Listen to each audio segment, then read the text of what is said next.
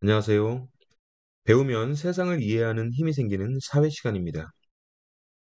지난 시간 우리는 공급과 수요가 만나는, 다시 말해 생산자와 소비자가 만나는 시장을 공부했습니다. 이번 시간에는 국경 너머 멀리 있는 생산자와 소비자가 만나서 교환하는 국제무역을 학습할 거예요. 지금부터 국제시장, 국제, 국제무역, 국제분업이란 개념을 명확하게 이해한 후 국제무역의 좋은 점과 나쁜 점을 파악해 보도록 하겠습니다. 시장이란 구매 욕구, 즉 수요 또는 소비자의 마음과 판매 욕구, 즉 공급 또는 생산자의 마음이 만나는 모든 장소라고 배웠습니다. 국제시장도 국경을 넘어 거래 또는 교환한다는 것일 뿐 그 의미는 똑같습니다. 즉, 한 나라의 경제 주체와 또 다른 나라의 경제 주체의 수요와 공급이 만나는, 즉, 한 나라의 생산자와 또 다른 나라의 소비자가 만나는 곳을 국제시장이라고 하며, 각 나라가 자신들이 생산한 상품과 서비스를 사고 파는 것을 무역 또는 국제교역, 국제무역이라고 합니다. 그럼 국제 분업이란 각 나라가 무역을 하기 위해 가장 잘할 수 있는 것에 특화하여 생산하는 것을 국제 분업이라고 하는 것이죠. 특화가 무엇인지 기억나겠죠? 쉽게 말해서 가장 잘하는 일에 올인 하는 것입니다. 다른 말로 전문화라고 이해하시면 더 좋겠습니다. 그럼 국제 분업과 무역은 왜 필요할까요? 지난 시간에 예를 든 사례를 다시 한번 이야기하며 국제분업과 무역의 필요성을 이해해 보도록 하겠습니다. 한 나라 안에 신발 장인이 있고 또 다른 나라에 요리사가 있다고 가정합시다. 이때 자급자족일 때 한 나라 안에서 신발 장인이 자신이 가진 자원을 이용해 좋은 신발 한 켤레와 맛없는 요리 한 개를 만들면 만족스러운 발과 불만족스러운 입을 갖게 될 것입니다.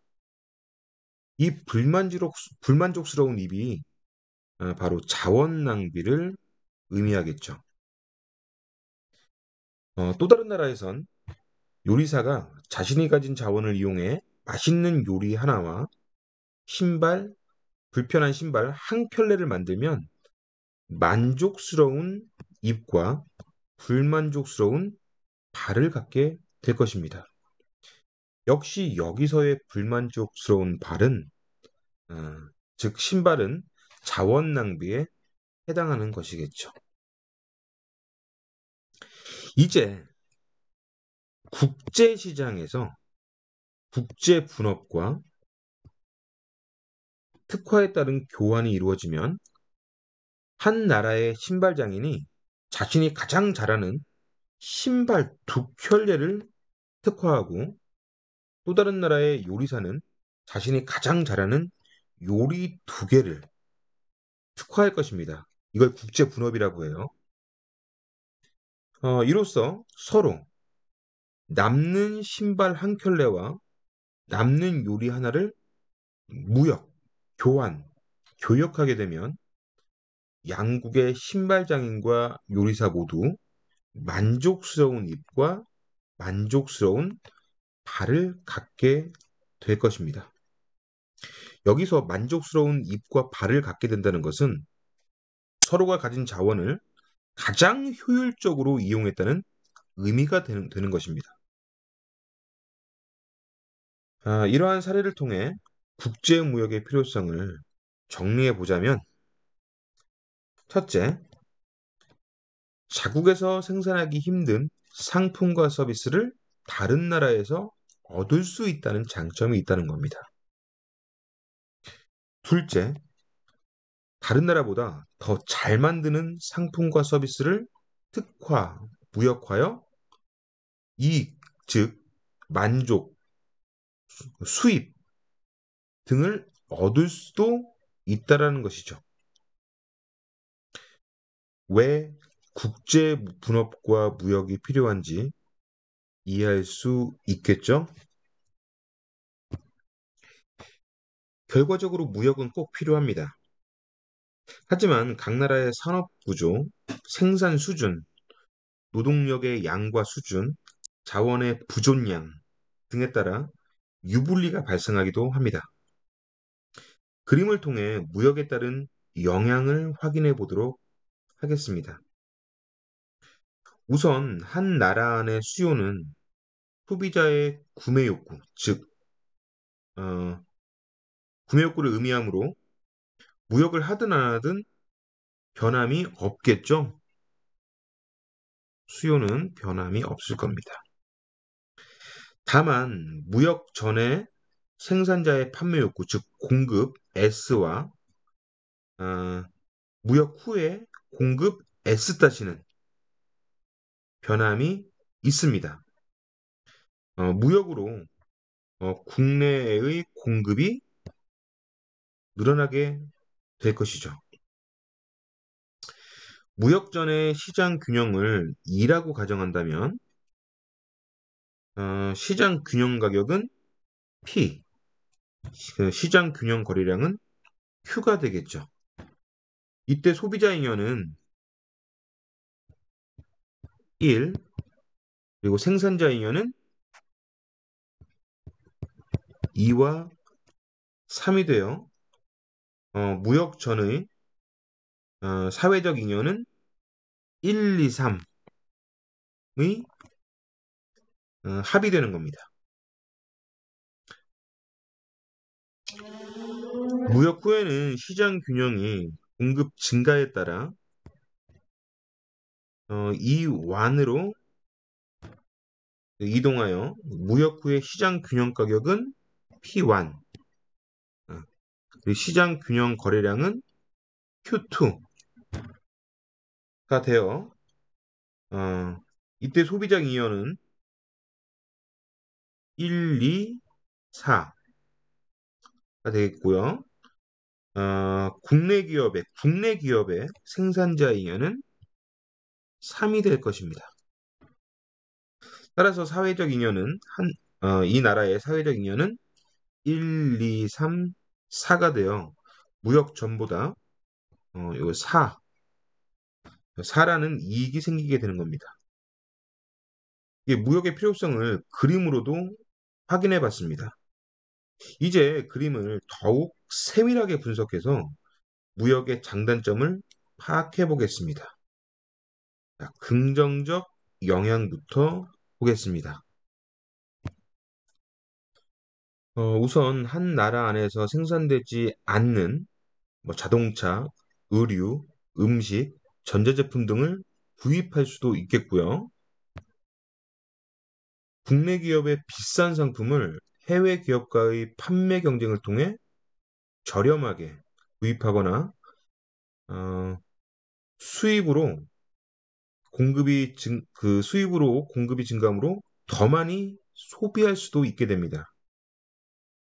즉 무역 전에 OP의 가격으로 OQ 만큼 소비했었는데 무역 후에는 OP1의 가격으로 OQ2만큼 소비할 수 있게 되는 겁니다. 어때요?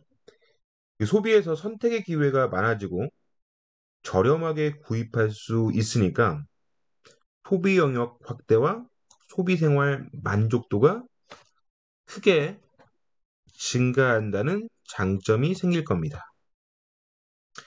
둘째로 국내 기업의 생산성과 효율성이 향상됩니다. 국내 기업의 생산성과 효율성이 향상됩니다. 규모의 경제 실현 및 시장에서 외국 기업과 경쟁해야 하기 때문에 보다 나은 제품을 보다 저렴하게 만들기 위해 기술 개발과 품질 관리가 향상된다는 것이죠. 잠깐 규모의 경제에 대해 알아보도록 하겠습니다.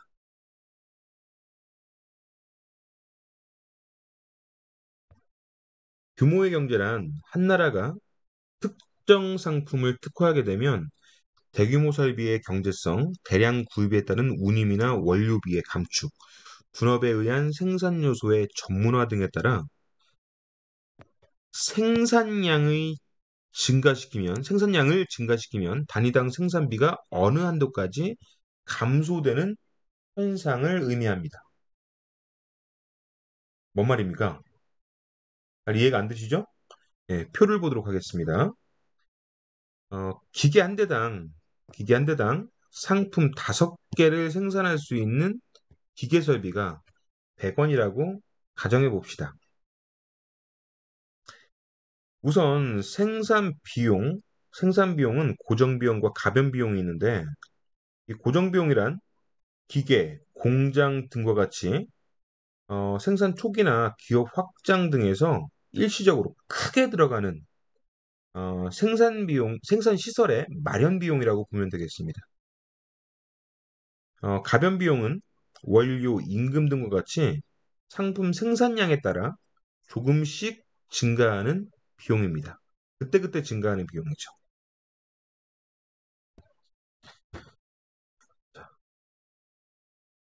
한 개 생산할 때, 한 개를 생산할 때 고정 비용은 100원이 들어갑니다. 반드시 들어가겠죠. 가변 비용은 10원.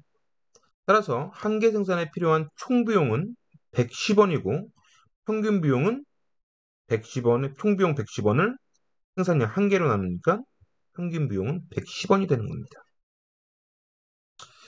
자, 2개부터 5개까지는 고정 비용이 더 이상 들어가지 않습니다. 생산시설 100원 주고 구입했으면 이걸 5개까지 쭉 사용하는 거죠. 즉, 이미 있는 기계 설비를 사용하면 된다라는 뜻입니다. 자, 2개 생산에 필요한 총 비용은 118원. 고정 비용 100원에 가변 비용 18원. 그래서 118원. 그럼 평균 비용은 118원을 2개로 나누니까 59원 되겠죠. 자, 3개 생산하면 총 비용은 126원, 평균 비용은 42원. 4개 생산하면 총 비용은 132원, 평균 비용은 33원. 5개 생산하면 총 비용은 140원, 평균 비용은 28원이 됩니다. 이렇게 생산량을 증가시키면 상품 1단위당 생산비, 즉 평균 비용이 감소하는 현상을 규모의 경제, 여기가 바로 규모의 경제라고 하는 겁니다. 이 비용 절감 면에서 꽤 효율적이겠죠. 그런데 6개 생산하려면 기계 설비를 한 대 더 구입해야 하겠죠. 설비 하나당 기계 설비 하나당 5개까지만 생산할 수 있기 때문에 6개 생산하려면 설비를 하나 더 구입해야 합니다.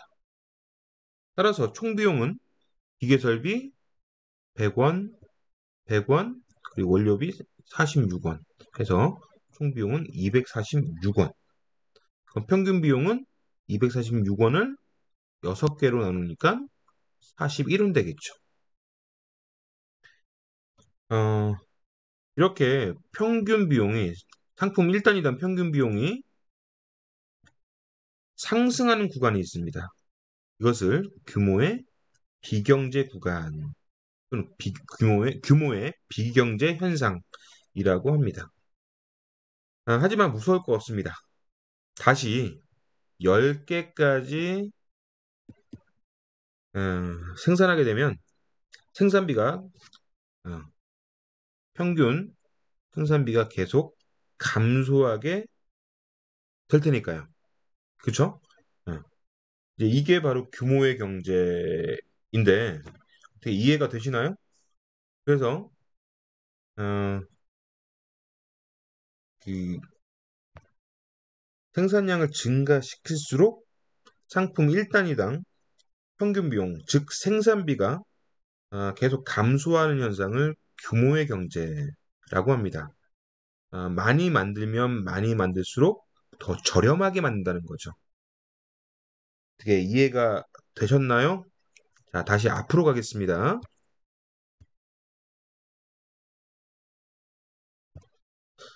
자, 세 번째 장점은 무역으로 수입된 외국 상품을 분석하고 모방도 하면서 외국의 선진 기술에 접근하기가 쉬워지고 그에 따른 기술 혁신이 발생하게 됩니다. 어, 중국이 짝퉁 국가로 많이 유명합니다. 그러나 우리나라도 1970년, 80년대에 세계적으로 짝퉁 국가로 꽤 유명했었습니다. 이렇게 개발도상국들은 선진국의 선진 기술, 문물, 상품 등을 어, 모방하면서 기술 발전, 기술 혁신이 이루어지기도 합니다. 그리고 이 문화 교류의 활성화로 우리 문화의 장점과 외국 문화의 장점을 선별적으로 수용하여 더 나은 어, 문화 발전을 이룰 수도 있겠습니다.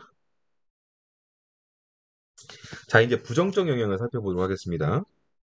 이 첫째로 외국 기업에 비해 경쟁력이 낮은 유치 산업이 발전하기 어려워요. 유치 산업이란 그 말 그대로 유치, 즉 어린 산업을 이야기합니다. 즉 신생 산업, 산업 초기 단계를 의미하겠죠. 어, 무역 전에는 OP의 가격으로 무역 전에는 OP의 가격으로 아이고, 죄송합니다. 무역 전에는 OP의 가격으로 OQ만큼 공급을 했어요. 무역 전에는 국내 기업이 OP의 가격으로 OQ만큼 생산 또는 공급을 했는데 무역 후에는 OP1의 가격, OP1의 가격으로 OP OQ1, OP1의 가격으로 OQ1만큼만 요만큼만 또 파란색한 어, 요만큼만 생산하다 보니까 경쟁력이 약한 유치산업이 곤란해지거나 때로는 그 부도, 파산, 생산 감소에 따른 일자리의 감소도 나타날 수 있을 겁니다. 이렇게 약육강식의 그 국제시장에서 어, 우리 기업과 외국 기업이 경쟁하다 보면 약한 기업이 어, 발전에 장애를 겪기도 한다라는 문제점도 있어요. 둘째로 국가 간의 빈부차가 크게 확대가 됩니다.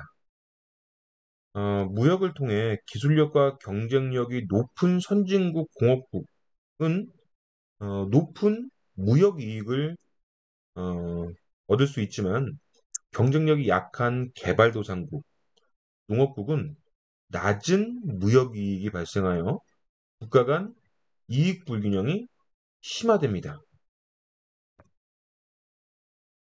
끝으로 무역의 확대는 국가 간의 어떤 상호 의존성을 심화시켜 국민 경제의 자율성을 침해할 수도 있겠습니다. 예를 들면 1973년, 1979년에 석유 가격의 폭등으로 스태그플레이션이 유발됐었고요. 2019년 8월에는 일본에서 화이트리스트에서 한국을 제외하여 어, 반도체 생산에 필수적인 고순도 불화수소, 플루오린, 폴리이미드 등을 한국의 수출을 금지했죠. 이 때문에 한국의 반도체 생산 차질과 한국에서의 반도체 가격 상승이 나타났고, 이 때문에 한국에서는 노저펜 운동이 일어나기도 했었습니다. 이런 스태그플레이션이라든가 반도체 생산 장애가 우리 잘못 때문에 나타난 것이 아니라는 겁니다. 즉 외국의 영향을 받았다는 겁니다. 이게 무역이 확대되면서 이처럼 그 외국 경제에 의해 국내 경제가 어, 흔들릴 수도 있다라는 문제점이 있다라는 것이죠. 어떻게 이해가 좀 되셨습니까? 아. 자, 오늘은 국제무역과 국제분업의 필요성, 그리고 무역 확대에 따른 긍정적, 부정적 영향을 살펴보았습니다. 다음 시간에는 무역이 발생하는 이유를 합리적으로 설명한 무역 발생 이론, 즉 어, 절대 우위론, 비교 우위론을 공부해 보도록 하겠습니다. 자, 힘든 시간 잘 따라와 주셔서 감사합니다. 고맙습니다.